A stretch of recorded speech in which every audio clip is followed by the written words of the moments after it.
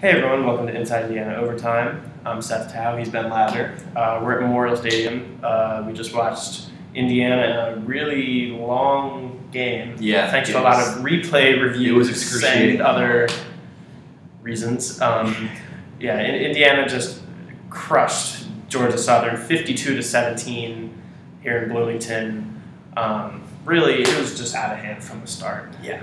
Do we know how many of those replay reviews were actually overturned? I feel like a very small percentage of them were actually reversed, and they were all kind of upheld calls that seemed obvious, even in the moment. Yeah, I mean, it was really the first quarter. Yeah, the first quarter took almost an hour. It was a brutal first quarter. Yeah, sure. But it was 31-7 Indiana at halftime. I mean, it was really, they leaned heavily on the running game in this one. I mean, they did not. I don't think Indiana threw more than 25 passes. I think it was 22. Yeah, they had like 21 or 22 total between Ramsey and Lego. And Georgia Southern threw the ball 16 times, which was more than the over/under that we calculated with our friend Michael Dugan of 15. So if you had the over, congratulations. Yeah, but you're right. And I also should mention the last pass attempt was Mike Fiacable, or the walk-on that was brought in at the end when it was surely out of reach. Yeah.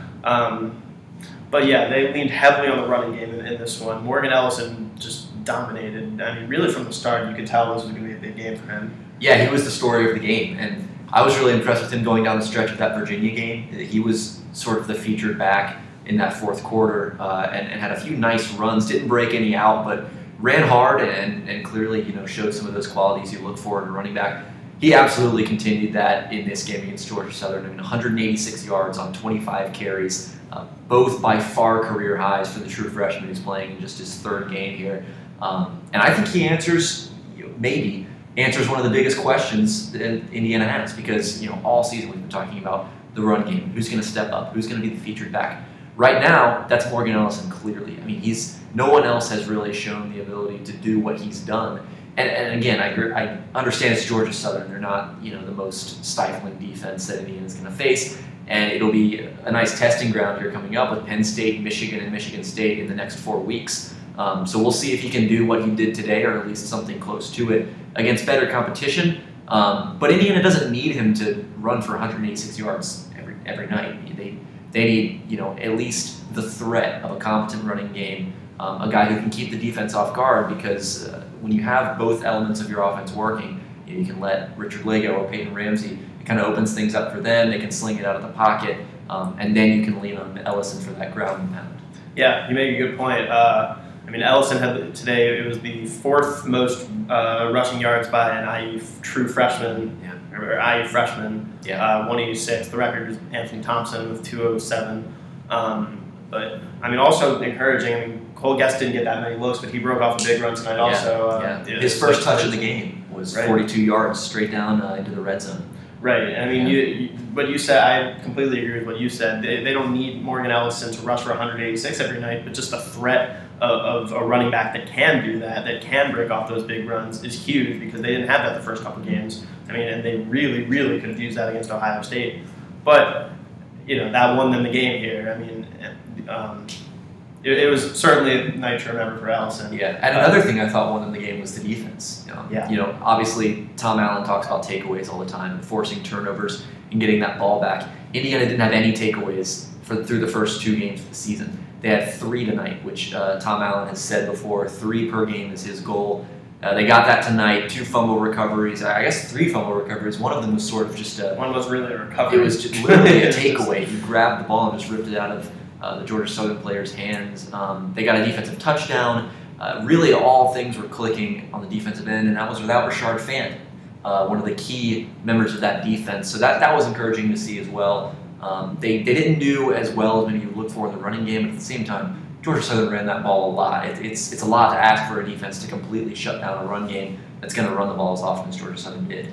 Yeah, and I mean, Allen brought it up after the game, like, it's kind of becoming a trend for him to bring it up after the game, just for the need for his defense to finish. And I mean, even though this game was out of hand from the start, you could kind of tell in the second half that Georgia Southern was really starting to get at least a little bit more sustained possession and a little more momentum going on offense. It didn't really translate into points. on the board, but the defense certainly let up a little bit. Now, also, part of that is that some guys were starting to get injured. This was a bit of a costly win for Indiana in that regard. Richard Lago went down in the third quarter, took a hit to the knee. Tom Allen, and he left the game. Tom Allen did say he could have returned if the game was closer, but they just kind of held him out. You mentioned Rashard Fant, Mike Majette. Both of those guys were held out, just kind of precautionary, like just to make sure that they're full strength heading forward. The big game against Penn State next week, and just a tough stretch coming up the rest of the year.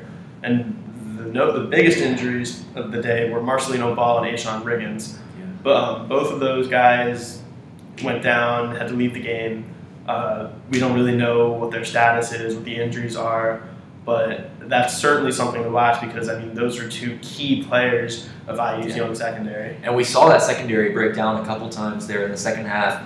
Georgia Southern was able to get some deep balls down the field, one of them actually a touchdown. That's a little concerning, but Tom Allen touched on that in his post-game presser as well, how the way Georgia Southern runs their offense, they're so run-heavy that they can catch you off guard occasionally if you key in on that run too much. They did that a couple times. They were able to go downfield. But you're right, those injuries are definitely going to be something to monitor. And though Indiana dominated the competitive portions of this game, there were some warning signs late in the game, and obviously the injuries are something that can derail a season if they linger and persist through the rest of the year. Yeah, no doubt.